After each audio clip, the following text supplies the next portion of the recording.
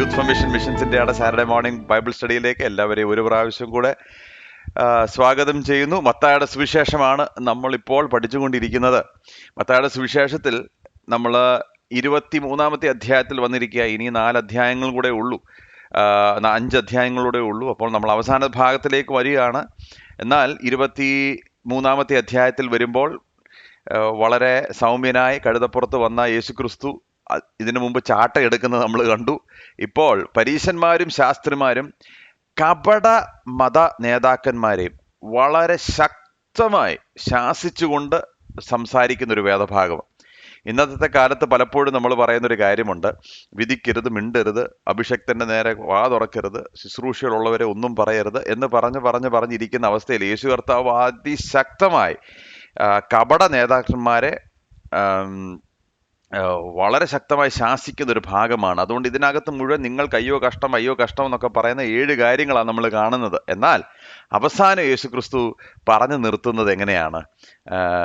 യെരുശലേമേ യെരുശലേമേ, ഒരു കോഴി തൻ്റെ ചിറകിൻ കീഴിൽ മറയ്ക്കാൻ ആഗ്രഹിക്കുന്ന എത്രയോ പ്രാവശ്യം ഞാൻ നിങ്ങളെ എൻ്റെ ചിറകിൻ കീഴിൽ മറയ്ക്കുവാൻ ആഗ്രഹിച്ചു, നിങ്ങളോ അതിന് സമ്മതിച്ചില്ല എന്ന് പറയുന്ന യേശുക്രിസ്തുവിൻ്റെ വേദനയുള്ള വാക്കുകൾ. അതുകൊണ്ട് ശാസിക്കുമ്പോൾ തന്നെ ഓർത്തോണം, യേശുക്രിസ്തു കുപിതനായി സംസാരിക്കുമ്പോൾ തന്നെ ഓർത്തോണം, അകത്തിൽ നിന്ന് ഒരുപാട് സ്നേഹം, നഷ്ടപ്പെട്ടു പോകുന്ന മനുഷ്യരോടുള്ള സ്നേഹം തൻ്റെ ഹൃദയത്തിനകത്തുണ്ട്. അതും കൂടെ നമ്മൾ മറക്കാൻ പാടില്ല എന്ന് ഓർമ്മിപ്പിച്ചു കൊള്ളട്ടെ. ഇപ്പോൾ നമ്മളായിരിക്കുന്നത് അവസാനത്തെ ഭാഗം, ദ പാഷൻ വീക്കിലേക്ക് നമ്മൾ കടന്നു വന്നുകൊണ്ടിരിക്കുകയാണ്. യേശുക്രിസ്തുവിൻ്റെ ക്രൂശീകരണം, ഉയർത്തെഴുന്നേൽപ്പിലൊക്കെ അതിലേക്കൊക്കെ നമ്മൾ വന്നുകൊണ്ടിരിക്കുകയാണ് 23-ാമത്തെ അധ്യായത്തിൽ. ഞാൻ ഇനിയുമുള്ള ആഴ്ചകളിൽ എപ്പോഴും നിങ്ങളെ ഓർമ്മിപ്പിക്കും. അതിൻ്റെ കാരണം മറ്റൊന്നുമല്ല, നിങ്ങളെല്ലാം വരണം. നിങ്ങൾക്ക് അഥവാ നിങ്ങൾക്ക് വരാൻ സാധിക്കുന്നില്ല എങ്കിൽ കർത്താവിൻ്റെ വേലയുമായി കർത്താവിനോടും കർത്താവിൻ്റെ രാജ്യത്തോടും സ്നേഹവും, അതുപോലെ തന്നെ വേലയിൽ ഏതെങ്കിലും വിധത്തിൽ ഉപയോഗപ്പെടുവാൻ സാധ്യതയുള്ള നിങ്ങളുടെ ഏതെങ്കിലും ഫ്രണ്ട്സ് ഉണ്ടെങ്കിൽ അവരെ നിർബന്ധപൂർവ്വം, ഞാൻ ആ വാക്ക് പിന്നെ ഉപയോഗിക്കുകയാണ്, നിർബന്ധപൂർവ്വം രജിസ്റ്റർ ചെയ്യുകയാണ്. കാരണം സെലക്റ്റഡ് ആയിട്ടുള്ള ആളുകൾ വരണമെന്നാണ് ആഗ്രഹിക്കുന്നത്. അല്ലാതെ ആളെ കൂട്ടാനാണെങ്കിൽ നമുക്ക് വളരെ എളുപ്പമാണ്. നിങ്ങൾക്കറിയാമല്ലോ, നമുക്ക് ആളെ കൂട്ടുന്ന ഒരു ബുദ്ധിമുട്ടുള്ള കാര്യമേ അല്ല. പക്ഷെ കറക്റ്റായിട്ട് ഇതൊരു മിഷൻസ് കോൺഫറൻസ് ആണ്. ഈ വരുന്ന കാലഘട്ടത്തിൽ അടുത്ത തലമുറയെ നമുക്ക് വാർത്തെടുക്കണം, അവരെ നേടിയെടുക്കണം. ഇന്ത്യ എന്ന് പറയുന്ന മഹാരാജ്യത്തിൽ ഇത്രയും ജനസംഖ്യയുള്ള സ്ഥലത്ത്, നമ്മളായിരിക്കുന്ന സ്ഥലത്ത് നാം കർത്താവിൻ്റെ വേലയിൽ ആയിരിക്കണം എന്നുള്ളത്. അത് ജോലിയോടുകൂടെ ആകാം, പൂർണ്ണ സമയ സുവിശേഷ വേലയായിരിക്കാം, ഒരു പക്ഷെങ്കിൽ വീട്ടമ്മയായിരിക്കാം. എന്നാൽ എല്ലാവർക്കും ഒരുപോലെ ഈ വേലയിൽ ഒരു പങ്കുണ്ടെന്നുള്ള ബോധ്യം ഉണ്ടാകണം. അതുണ്ടായാൽ മാത്രമേ നമുക്ക് ഈ വരുന്ന നാളുകളിൽ ഈ ഭാരതം നമുക്ക് നേടുവാൻ സാധിക്കത്തുള്ളൂ. അല്ലാതെ ഒക്കത്തില്ല. Everybody has A part. ഇത് വല്ലവർക്കും ഉള്ള മാത്രമല്ല, എല്ലാവർക്കും അവരവരുടെ ഭാഗമുണ്ട്. നമ്മളായിരിക്കുന്ന സ്ഥലങ്ങളിൽ നമ്മുടെ ജോലിയോടുകൂടെ നമുക്ക് ഇതിനകത്ത് വലിയൊരു പങ്കുണ്ട്. അതുകൊണ്ട് ഇത് നേരത്തെ രജിസ്റ്റർ ചെയ്യുക. അക്കോമഡേഷൻ അതിനനുസരിച്ച് നമുക്ക് അറേഞ്ച് ചെയ്യണം. അതുകൊണ്ട് നിങ്ങളെല്ലാം അവധിയെടുത്ത് വരണമെന്ന് ഒരു പ്രാവശ്യം കൂടെ സ്നേഹത്തോടെ ഓർമ്മിപ്പിക്കുന്നു. അതുപോലെ നിങ്ങളുടെ മനസ്സിൽ ആരെങ്കിലും ഒരാൾ അല്ലെ ഒരു കുടുംബം ഇതിന് വരണം എന്ന് നിങ്ങൾ ആഗ്രഹിക്കുന്നുണ്ടെങ്കിൽ അവരെ വിളിച്ച് ഓർമ്മപ്പെടുത്തി അവരെ ഇതിന് ചേർക്കണം. ആത്മീയമായി it will be A very very good time of personal revival. ഇതിനു മുമ്പ് വന്നിട്ടുള്ളവർ ഇവിടെ ഉണ്ട്, നിങ്ങൾക്കറിയാം. അത് വളരെ ശക്തമായ ഒരു കോൺഫറൻസ് ആണ്. ഞാനത് പറയേണ്ട കാര്യമില്ല. അതുകൊണ്ട് നിങ്ങൾ വരണം എന്ന് ഞാൻ സ്നേഹത്തോട് ഒരു പ്രാവശ്യം കൂടെ ഓർമ്മിപ്പിക്കുകയാണ്. രജിസ്ട്രേഷൻ ലിങ്ക്, എന്തെങ്കിലും പ്രോബ്ലം ഉണ്ടെങ്കിൽ ഈ ഫോൺ നമ്പറിൽ വിളിച്ചാൽ മതി, നിങ്ങൾക്ക് അതിൻ്റെ ഡീറ്റെയിൽസ് ലഭിക്കുന്നതായിരിക്കും. ഒരു സ്റ്റാറ്റിസ്റ്റിക്സ് പറഞ്ഞു തുടങ്ങാൻ ആഗ്രഹിക്കുന്നു. ഇന്നത്തെ ജനറേഷൻ, അതായത് മിലേനിയൽസ് ആൻഡ് ജെൻസി, ഈ മിലേനിയൽസ് എന്ന് പറയുന്നത് ഈ യൗവനക്കാരുടെ കൂട്ടത്തിലുള്ള മിലേനിയൽസ് 66% സഭയിൽ വരത്തില്ല, അല്ലെങ്കിൽ പള്ളിയിൽ കയറത്തില്ല, അല്ലെങ്കിൽ കയറിക്കൊണ്ടിരുന്നവർ ഇനിയും വരത്തില്ല എന്ന് പറയാനുള്ള 66% അവർ പറയുന്നതിൻ്റെ കാരണം, ഒരേ ഒരു കാരണം, സഭയിൽ കാണപ്പെടുന്ന ഇരട്ടത്താപ്പ്, സഭയിൽ കാണപ്പെടുന്ന കപടഭക്തി, നേതാക്കന്മാരുടെ കയ്യിൽ നിന്ന് നേരിടുന്ന കപടഭക്തി. അതാണ് അതിൻ്റെ കാരണം. ഇപ്പോൾ ഇങ്ങനൊരു കാരണമാണ് നമ്മുടെ അടുത്ത തലമുറ നമ്മുടെ മുമ്പാകെ വെക്കുന്നത്. അതുകൊണ്ട് നമ്മൾ പലപ്പോഴും ചിന്തിക്കും, സഭ വളരാത്തതിൻ്റെ കാരണം മറ്റ് ചില വിഷയങ്ങളാണ്. പുറത്തുള്ള വിഷയങ്ങൾ. ഈയിടെ എന്നെ ഒരു ചേർച്ച്, ഇപ്പം ഞാൻ അടുത്ത ആഴ്ച വീണ്ടും പോകുന്നുണ്ട് ഒരു ചർച്ചിൻ്റെ ക്ലർജി കോൺഫറൻസ്. അപ്പോൾ അവർ ചോദിക്കുന്നൊരു ചോദ്യം, എന്തുകൊണ്ടാണ് യൗവനക്കാർ വരാത്തത്? ഇതിനുവേണ്ടി നമുക്ക് അപ്പോൾ അവരെല്ലാം പറഞ്ഞു തുടങ്ങുന്നൊരു കാര്യം, നമുക്ക് പുതിയ സ്ട്രാറ്റജീസ് വേണം, പുതിയ പരിപാടികൾ വേണം. ചെറിയ ബ്രദർ എന്താ പറയാനുള്ളത്, നമ്മൾ എന്ത് ചെയ്യണമെന്നൊക്കെ. ഇപ്പം ഞാൻ പറയും, ഈ വരാത്തതിൻ്റെ 66% ഇപ്പോൾ സ്റ്റാറ്റിസ്റ്റിക്സ്, ഞാൻ പറയുന്നതല്ല, സ്റ്റാറ്റിസ്റ്റിക്സ് പറയുന്നത്, ഇവർ വന്നു കഴിയുമ്പോൾ പറയുന്നത് പോലല്ല ചെയ്യുന്നത്, ചെയ്യുന്നത് പോലല്ല പറയുന്നത്. പിന്നെ ഇതിനകത്ത് വന്നിട്ട് എന്ത് കാര്യം എന്നുള്ളതാണ് ഇവരുടെ ചോദ്യം. അത് വളരെ കറക്റ്റായിട്ടുള്ള ചോദ്യം. അതുകൊണ്ട് നമ്മൾ എപ്പോഴും ഓർത്തിരിക്കേണ്ട ഒരു വിഷയം ഇതാണ്. മെയിൻ തടസ്സം അനേകർ കർത്താവിൻ്റെ രാജ്യത്തിലേക്ക് കടക്കാത്തതിൻ്റെ കാരണം കപടഭക്തി, കടന്നവരോ ഇതിനകത്ത് വളരാത്തതിൻ്റെ കാരണം കപടഭക്തി. അതുകൊണ്ട് ആളുകൾക്ക് ഇടർച്ചയാകാതെ അവർക്കൊരു സ്റ്റെപ്പിംഗ് സ്റ്റോൺ ആയിട്ട്, we should become a stepping stone for any one who is coming to Christ and not a stumbling stone. അതുകൊണ്ട് ഇടറിപ്പോകുന്ന ഒരു കല്ലായി മാറരുത്, നമ്മൾ അവർക്ക് ഒരു സപ്പോർട്ടിങ് സ്ട്രക്ചറായി മാറണം. അതുകൊണ്ട് എപ്പോഴും നമ്മളിത് പറയുമ്പോൾ വല്ലവരെയും ചൂണ്ടാനാണ് സാധ്യത, അല്ലേ? നമ്മുടെ വിരൽ ചൂണ്ടാൻ എന്ത് എളുപ്പമാണ്. നമ്മുടെ സഭയിലെ നേതാക്കന്മാരുടെ പ്രശ്നമാണ്, സഭയ്ക്കകത്ത് ഇതാണ് പ്രശ്നം, അതാണ് പ്രശ്നം പറയാൻ എളുപ്പമാണ്. അതൊക്കെ വാസ്തവമായിരിക്കാം. പക്ഷെങ്കിൽ നാം എവിടെയായിരിക്കുന്നു എന്നുള്ളതാണ് ആദ്യത്തെ ചോദ്യം. Where are we? അതുകൊണ്ട് ഇനിയുള്ള ഭാഗങ്ങൾ പഠിക്കുമ്പോൾ, അല്ലെങ്കിൽ ഈ 7-8 കാര്യങ്ങൾ ഞാൻ സംസാരിക്കുമ്പോൾ വളരെ എളുപ്പമാണ് വിരൽ ചൂണ്ടാൻ.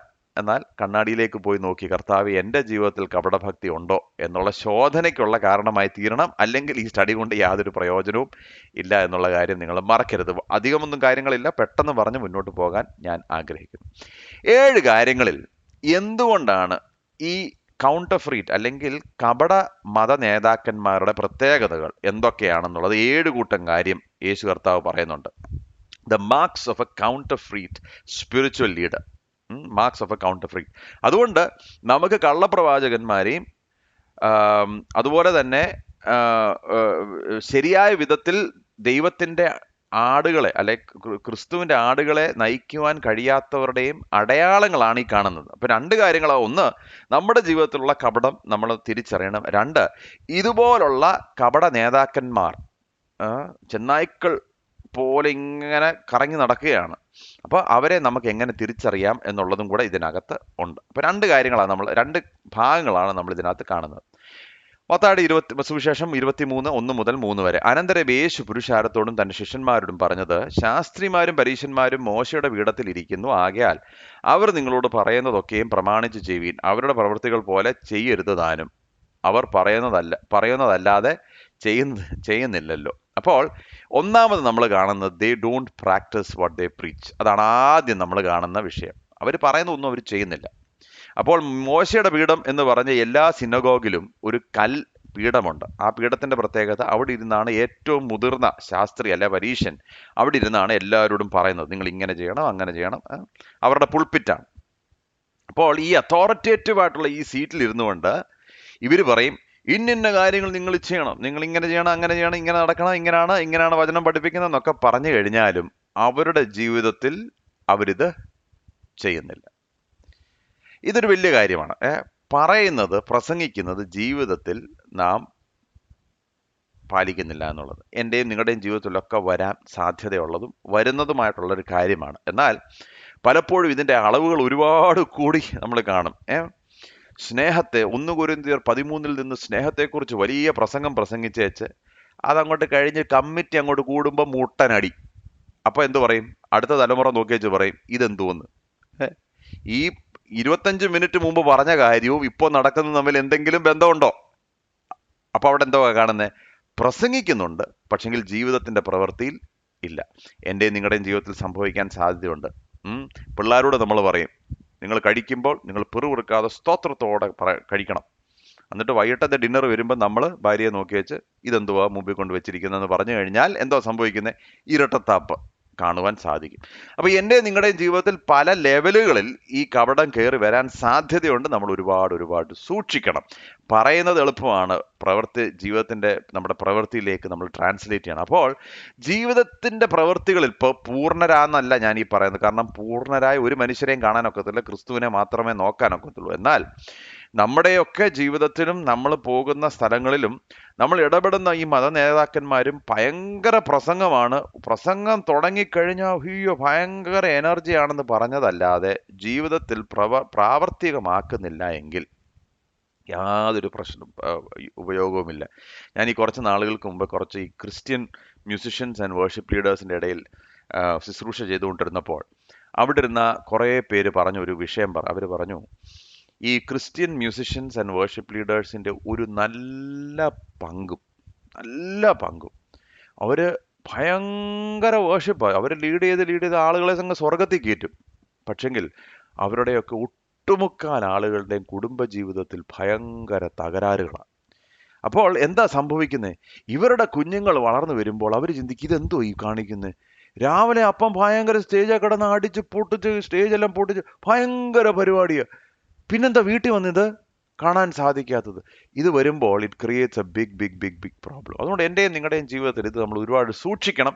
അതുപോലെ തന്നെ മതനേതാക്കന്മാരുടെ ജീവിതത്തിൽ പറയാൻ എളുപ്പമാണ്, അവരുടെ ജീവിതത്തിൽ പ്രവൃത്തി ആകുന്നുണ്ടോ എന്നുള്ളത് നമ്മൾ സൂക്ഷിക്കണം. രണ്ടാമത്, they burden others without helping them. നാലാമത്തെ വാക്ക് ഇപ്രകാരം പറയുന്നു, അവരെ ഖനമുള്ള ചുമടുകളെ കെട്ടി മനുഷ്യരുടെ തോളിൽ വെക്കുന്നു, ഒരു വിരൽ കൊണ്ടുപോലും അവയെ തൊടുവാൻ അവർക്ക് മനസ്സില്ല. അൺനെസസറിലി മറ്റുള്ളവരെ ഭാരപ്പെടുത്തുന്ന ശുശ്രൂഷ. ഇപ്പൊ ഞാൻ യൗവനക്കാരുടെ കോണ്ടെക്സ്റ്റിൽ പറയാം, ഇത് ചെയ്യരുത് കേട്ടോ, അത് ചെയ്യരുത് കേട്ടോ, ഇങ്ങനെ ഉടുക്കരുത് കേട്ടോ, അത് വെക്കരുത് കേട്ടോ, നിങ്ങൾ എന്താ ഇങ്ങോട്ട് പോകുന്നേ, നിങ്ങൾ എന്നെ ഇങ്ങനെ പാടുന്നേ, നിങ്ങൾ എന്നെ ഇങ്ങനെ അമിതമായ ഭാരം അവരുടെ മേൽ അടിച്ചേൽപ്പിച്ച് അവരെ ഒരു ശകലം സഹായിക്കാൻ തയ്യാറാകാത്ത കൂട്ടർ. നിങ്ങൾ ഇങ്ങനെ നടക്കണം, ഇങ്ങനെ നടന്നില്ലെങ്കിൽ ഇങ്ങനെ സംഭവിക്കും. സോ നിയമവാദം, ലീഗലിസം, അങ്ങോട്ട് പോകരുത്, ഇങ്ങോട്ട് പോകരുത്, അങ്ങനെ പോകരുത്, ഇങ്ങനെ പോകരുത്, അങ്ങനെ പറഞ്ഞു ഭയങ്കര ഭാരങ്ങൾ എടുത്ത് മനുഷ്യരുടെ മണ്ടയ്ക്ക് വെക്കും. അതൊന്ന് താങ്ങാൻ അവരെ സഹായിക്കത്തില്ല. ഇന്നത്തെ തലമുറയുടെ ഒരു പക്ഷെങ്കിൽ ഏറ്റവും വലിയ പ്രയാസം ഇതാണ്. അങ്ങനെ ഉടുക്കരുത്, ഇങ്ങനെ ഉടുക്കരുത്. ശരിയാണ്, മൊറാലിറ്റിയും ഗൈഡൻസും നമ്മൾ കൊടുക്കരുതെന്നല്ല ഞാൻ പറഞ്ഞു. It's very important. നമ്മളത് കൊടുത്തില്ല ആര് കൊടുക്കും? എന്നാൽ ഈ പ്രോസസ്സിൽ ഇവർക്ക് ഇത് അമിതഭാരമാകുന്നത് കൊണ്ട് അവർ റിബൽ ചെയ്യാൻ തുടങ്ങുന്നു. ചിലപ്പോൾ ഞാൻ ഇങ്ങനെ ചിന്തിക്കും, ഇന്നത്തെ ചർച്ചാ വിഷയങ്ങൾ നമ്മൾ യൂട്യൂബിൽ നോക്കിയാൽ എന്തൊക്കെ ചർച്ചാ വിഷയങ്ങളാണ്. ഇതിടാൻ പാടുണ്ടോ? സ്വർണം കളയേണ്ട കാര്യമുണ്ടോ? ഇങ്ങനെ വെക്കണോ, അങ്ങനെ വെക്കണോ? എൻ്റെ പൊന്നപ്പച്ച, എത്രയോ ഇമ്പോർട്ടൻ്റ് ആയിട്ടുള്ള കാര്യങ്ങളുണ്ട് നമ്മുടെ ജീവിതത്തിൽ. നമ്മൾ ഇതിൻ്റെ മണ്ടയ്ക്ക് ഇത്രയും ഭാരം ആളുകളുടെ മണ്ടയ്ക്ക് അടിച്ചേൽപ്പിക്കേണ്ട കാര്യമുണ്ടോ? നമ്മൾ ചിന്തിക്കണം. എന്നാൽ ഇതെല്ലാം പറയുമ്പോൾ ഇതൊന്ന് താങ്ങാൻ, മോനെ, നിന്റെ ക്രിസ്തീയ ജീവിതത്തിൽ നീ ഇന്ന മേഖലകളിലൊക്കെ വീണു പോകുന്നു, ഞാൻ നിന്റെ കൂടെ ഒന്ന് സഞ്ചരിക്കട്ടെ, നിനക്ക് വേണ്ടി ഞാനൊന്ന് പ്രാർത്ഥിക്കട്ടെ, നിന്റെ ഭാരം ഞാനൊന്ന് താങ്ങട്ടെ, നിനക്ക് ഇന്ന അഡിക്ഷൻ ഉണ്ട്, നിനക്ക് അതിനകത്തൊന്നും ഇറങ്ങാൻ സാധിക്കുന്നില്ല, ഞാൻ നിന്റെ കൂടെ ഒന്ന് വരട്ടെ. അത് പറയാൻ ആരുമില്ല. അത് ചെയ്യരുത്, ഇത് ചെയ്യരുത്, ഇങ്ങോട്ട് എന്തിനാ വന്നേ, അതെന്തിനാ കാണിക്കുന്നത്, ഇങ്ങോട്ട് എന്തിനാ, നിന്റെ ഉടുപ്പ് കണ്ടോ, വസ്ത്രം കണ്ടോ, ഇറക്കം കണ്ടോ, ബെൽറ്റ് കണ്ടോ, ഷൂ കണ്ടോ, ഇങ്ങനെ പറഞ്ഞ് ഭാരം എടുത്ത് മണ്ടയ്ക്ക് വെച്ച് ഇവരെ ഒപ്രസ് ചെയ്യുന്ന ഒരു അനുഭവം. അത് ഓർത്തോണം. ഇത് കള്ളപ്രവാചകന്മാർ അല്ലെങ്കിൽ മതനേതാക്കന്മാരുടെ ജീവിതത്തിൽ വരുന്ന രണ്ടാമത്തെ വിപത്ത്. 3, ഇവർക്കൊരു ആഗ്രഹമേ ഉള്ളൂ, റെക്കഗ്നിഷൻ ആൻഡ് പ്രൈസ്. ഇവർക്ക് കയ്യടി കിട്ടണം. മനുഷ്യരുടെ കയ്യടിയാണ് ഇവരുടെ ജീവിതത്തിൻ്റെ ഫോക്കസ്. 5 മുതൽ 7 വരെ അവർ തങ്ങളുടെ പ്രവൃത്തികളെല്ലാം മനുഷ്യർ കാണേണ്ടതിനത്രേ ചെയ്യുന്നത്. തങ്ങളുടെ മന്ത്രപ്പെട്ട വീതിയാക്കി തൊങ്ങൽ വലുതാക്കുന്നു. അത്താഴത്തിൽ പ്രധാന സ്ഥലവും പള്ളിയിൽ മുഖ്യസ്ഥാനവും അങ്ങാടിയിൽ വന്ദനവും മനുഷ്യർ റബ്ബി എന്ന് വിളിക്കുന്നതും അവർക്ക് പ്രിയമാകും. ഇവരുടെ ഒരു പ്രത്യേകത, അത് അടുത്ത പോയിന്റുമായിട്ട് ഞാൻ ചേർത്ത് പറയാം. ഇവരുടെ ഒരു പ്രത്യേകത, ഇവർക്ക് എല്ലായിടത്തും ചെല്ലുമ്പോൾ മനുഷ്യരുടെ കയ്യടി, സ്ഥാനം ഭയങ്കര താല്പര്യമാണ്. അപ്പോൾ ആ കാലത്ത് പരീശന്മാർ ഫിലാക്ടറീസ് എന്ന് പറഞ്ഞ സാധനം, ഞാനിത് ഏത് പുസ്തകം പഠിപ്പിച്ചപ്പെടാൻ തോന്നുന്നു, എനിക്കൊന്ന് വെളിപ്പാടോ വല്ലതും പഠിപ്പിച്ചപ്പോൾ ഇതിൻ്റെ ഫോട്ടോ എല്ലാം ഞാൻ കാണിച്ചിരുന്നു. ഇവരെങ്ങനെ ഫിലാക്ടറീസ് അവരുടെ കയ്യിലും കാലിലും എല്ലാം അവർ കെട്ടിയിടും. കാരണം ഇങ്ങനെ എല്ലാവരും നോക്കുമ്പോൾ കാണണം ഇവർ ഭയങ്കര ഭക്തന്മാരാണെന്ന്. അപ്പോൾ ഇങ്ങനെ കെട്ടിയിട്ടിരിക്കുകയാണ്. ആ ചെറിയ ബോക്സിനകത്ത് അവരുടെ പ്രയർ ബോക്സസ് എല്ലാം വെച്ച് കെട്ടിയിടുന്നു. അവരുടെ തൊങ്ങൽ ഭയങ്കര സൈസിൽ, അവരുടെ ഇന്നത്തെ യഹൂദന്മാർ ഇന്ന് കണ്ടു കഴിഞ്ഞാൽ അവരുടെ മുടി ഇങ്ങനെ അവർ കട്ട് ചെയ്യത്തില്ല, ഭയങ്കര വിശുദ്ധന്മാരാണ്, കണ്ടു കഴിഞ്ഞാൽ ഭയങ്കര വിശുദ്ധന്മാരാണ്. അപ്പോൾ ഇവർക്ക് ഒറ്റ ഉദ്ദേശമേ ഉള്ളൂ, ആളുകളുടെ മുമ്പിൽ ആളുകൾ ഭയങ്കര വിശുദ്ധനായിട്ട് ആളുകൾ കാണണം, നമ്മളെ കൈയടി കാണണം, നമ്മൾ ആരാണ്ടാന്ന്. എവിടെ ചെന്നാലും ഇവർക്ക് സ്ഥാനം വേണം. ഇവർക്കൊരു മൂലയിൽ ഇരിക്കാൻ ഒക്കത്തില്ല, അവർക്ക് മെയിൻ ചെയർ വേണം, അവർക്ക് സ്റ്റേജിലേ ഇരിക്കാൻ ഒക്കത്തുള്ളൂ, ആളുകളുടെ കൂട്ടത്തിൽ ഇരിക്കാൻ ബുദ്ധിമുട്ട്. ഇത് കാണുമ്പോൾ ഓർത്തോണം, ഇത് ഭയങ്കര പ്രോബ്ലമാണ്. ഇപ്പൊ ആളുകൾ നമ്മളെ മാനിക്കുന്നെങ്കിൽ നമുക്കൊന്നും ചെയ്യാനൊക്കത്തില്ല. പക്ഷെ ഞാൻ പറയുന്നത്, ഇതാണ് ആഗ്രഹിക്കുന്നതെങ്കിൽ, ഞാൻ ഈയിടെ ഒരു സ്ഥലത്ത് ചെന്നപ്പോഴേ, ഞങ്ങളെല്ലാം ഈ ഓഡിയൻസിന്റെ കൂട്ടത്തിലിരിക്കുക കേട്ടോ. അപ്പം ഒരു ചർച്ചിന്റെ ലീഡർ വന്നു. അപ്പൊ ഈ നവജീവോദയം ക്യാമ്പസിൽ വരുന്നവർക്ക് ഒരു കാര്യം അറിയാം, നമുക്ക് സ്പെഷ്യൽ സീറ്റ് ഒന്നുമില്ല. നിങ്ങൾ കണ്ടിട്ടുണ്ടെങ്കിൽ നിങ്ങൾക്കറിയാം, എല്ലാവരും ഓഡിയൻസിന്റെ കൂട്ടത്തിലായിരിക്കുന്നത്. പിന്നെ അങ്ങനെ സ്റ്റേജിലേക്ക് 4 വലിയ ചെയറും വലിയ എന്താ പറയണ്ടേ, വലിയ സിംഹാസനവും നമ്മൾ നമ്മുടെ ഒരു പോളിസി അങ്ങനെ വെക്കുന്നവർ നമുക്ക് നമുക്ക് പ്രയാസങ്ങളൊന്നുമില്ല. നമ്മുടെ ഇവിടെ അങ്ങനെ വെക്കത്തില്ല. കാരണം എല്ലാവരും ക്രിസ്തുവേശുവിൽ ഒന്നാണ്. അപ്പോൾ എല്ലാവരും ഒരു ലെവൽ. പിന്നെ മാനിക്കേണ്ടവരെ മാനിക്കാതൊന്നും ഇല്ലെന്ന് ഞാൻ പറയുന്നില്ല. അങ്ങനെ പ്രത്യേകിച്ച് സീറ്റൊന്നും ആർക്കും ഇല്ല. എല്ലാവരും അവിടെ അവിടെയൊക്കെ ഇരുന്നോളാം. അങ്ങനെയാണ് ഞങ്ങൾ ഇവിടുത്തെ പരിപാടി. അപ്പോൾ ഒരു ചെറിയ ഫംഗ്ഷൻ വെച്ചപ്പോൾ ഇതുപോലെ തന്നെ എല്ലാവർക്കും കൂടെ ഒരു ചെയർ, എല്ലാവരും കൂടെ ഓഡിയൻസിന്. ഒരു ചർച്ച് ലീഡർ, പുള്ളി ഈ മീറ്റിങ്ങിൽ മുഴുവൻ ഇങ്ങനെ കടുന്തൽ കടിച്ച പോലെ ഇങ്ങനെ മുഖം ഇങ്ങനെ ഇരിക്കുക. അപ്പം നമുക്ക് എന്താണെന്ന് മനസ്സിലാവുന്നില്ല. പുള്ളിക്ക് എന്തെങ്കിലും പേഴ്സണൽ ചാലഞ്ച് ഉണ്ടോ, ബുദ്ധിമുട്ടുണ്ടോ? എല്ലാം കഴിഞ്ഞിട്ട് വന്നിട്ട് പറയുക, നിങ്ങൾ എന്തോ മനുഷ്യരാ, ഞങ്ങളൊക്കെ പോലുള്ള ആളുകൾ വരുമ്പോഴത്തേക്ക് സ്പെഷ്യൽ സീറ്റ് തരണ്ടായോ? അങ്ങ് ഭയങ്കര ബുദ്ധിമുട്ട്.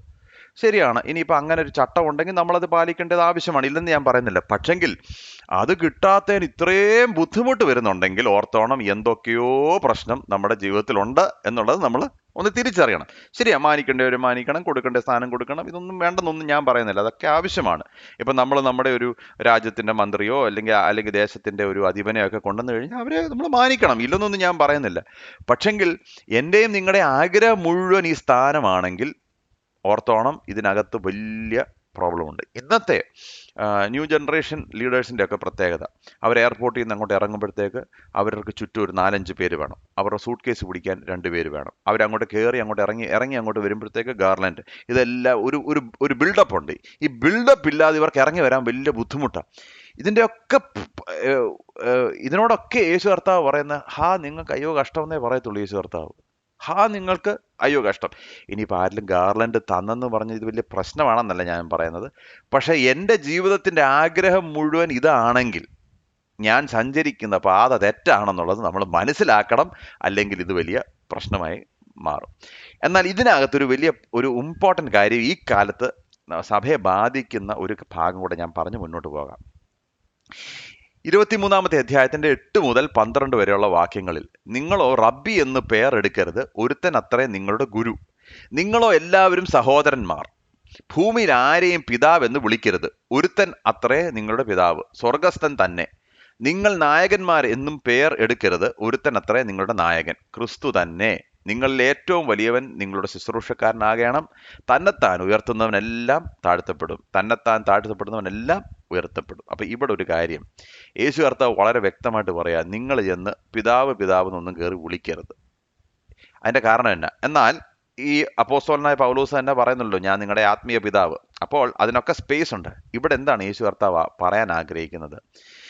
ഈ സഭയ്ക്കകത്ത് വരുമ്പോൾ ഏതെങ്കിലും ടൈറ്റിലോ പദവി, കാരണം നമ്മുടെ ഹൈറാർക്കിയിൽ ശരിയാണ്, പാസ്റ്റർ, ഇങ്ങനെയുള്ള പല പല പദവികൾ കാണും. അതൊന്നും തെറ്റാണെന്നല്ല, അതിനൊരു ഹൈറാർക്കി, ചിട്ടയോ അടുക്കോ ഒക്കെ വേണം. എന്നാൽ ഇങ്ങനെയുള്ള ചില ടൈറ്റിൽസിൽ ഏതോ എക്സ്ട്രാ കാര്യമുണ്ട് എന്ന് ചിന്തിച്ച് അതിന് അമിത സ്ഥാനം കൊടുക്കുന്നുവെങ്കിൽ അത് ചെയ്യരുത്. കാരണം യേശു കർത്താവ് പറയുന്നത് എന്നാ? നിങ്ങളെല്ലാവരും സഹോദരന്മാരാ. ഞാനൊരു ഉദാഹരണം പറയാം. ഇപ്പോൾ ഫാദേഴ്സ് ഡേ അങ്ങോട്ട് കഴിഞ്ഞതേ ഉള്ളൂ കേട്ടോ. ഫാദേഴ്സ് ഡേ ഞാൻ തെറ്റായ ദിശയിൽ നമ്മൾ സഞ്ചരിക്കുന്നതിനുള്ള തെളിവ് ഞാൻ പറയാം. ഈ ഫാദേഴ്സ് ഡേ സംഭവിച്ചപ്പം ഈ ഫേസ്ബുക്കിൽ ഞാൻ കണ്ടൊരു കാര്യമാണ്, ഒരുമാതിരിപ്പെട്ടവരെല്ലാം ഞങ്ങളുടെ ആത്മീയ പിതാവായ ഇന്ന ആക്ക് ഞങ്ങൾ ഭയങ്കര മാനം കൊടുക്കണം, മാനം കൊടുക്കരുതെന്ന് ഞാൻ പറയത്തില്ല, ഭയങ്കര ഓവർ സെലിബ്രേഷനാണ്. ഡാഡ്. അപ്പം ഞാൻ നോക്കിയപ്പോൾ ഇത് ഇവരുടെ സ്വന്തം പിതാവല്ല, ഇതെല്ലാം അവരുടെ സോക്കോൾഡ് ആത്മീയ പിതാവ്. കുഴപ്പമില്ല, മാനിച്ചു. പക്ഷെ ഇവിടെ ഒരു റിസ്ക് ഉണ്ട്. എന്താണെന്നറിയോ? ഈ പിതാക്കന്മാർക്ക് നമ്മൾ അറിയാതെ തന്നെ ഒരു കൺട്രോൾ കൊടുക്കും. അവരാ കൺട്രോൾ എടുത്ത് ഉപയോഗിക്കും. അതുകൊണ്ട് ഇത് വളരെ കെയർഫുൾ ആയിരിക്കണം നമ്മൾ. ഇന്നത്തെ ഒരു ഭയങ്കര ട്രെൻഡാണ്, വളരെ ഡേഞ്ചറസ് ട്രെൻഡാണ്. എല്ലാവരും അങ്ങ് ഡാഡ് ആൻഡ് ഫാദർ എടാ, നമ്മുടെ ലോകത്തിലെ നമ്മുടെ എനിക്ക് ജന്മം നൽകിയ പിതാവിനെ എനിക്ക് അത്ര ആദരിക്കാൻ പറ്റുന്നില്ല. പോട്ടെ, അദ്ദേഹം ആരും ആയിക്കോട്ടെ, അദ്ദേഹത്തിന് വീഴ്ചകളും താഴ്ചകളും ഒക്കെ ഉണ്ട്, ആയിക്കോട്ടെ. പക്ഷെ ഇപ്പൊ ഈ ആത്മീയ പിതാവ് പിതാവ് പിതാവ് ഭയങ്കര ഒരു ഇതാണ് കൾട്ടിഷ് മൂവ്മെന്റ്സിന്റെ പ്രത്യേകത. ഓവറായിട്ട് ഞങ്ങളുടെ ആത്മീയ പിതാവ്, ആത്മീയ ആത്മീയ.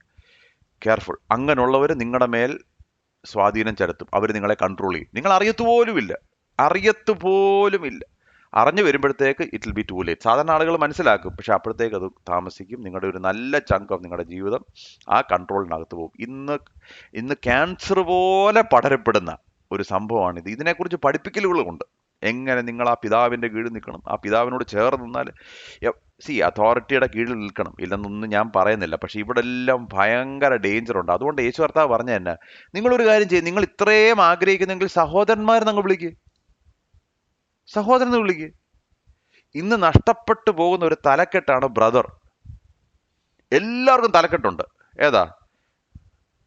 അപ്പോസിൽ, most reverend, very reverend, prophet, spiritual, എല്ലാ തലക്കെട്ടുകളുണ്ട്. ഈ ബ്രദർ എന്നുള്ള തലക്കെട്ട് എന്നാ ഇല്ലാത്തത്?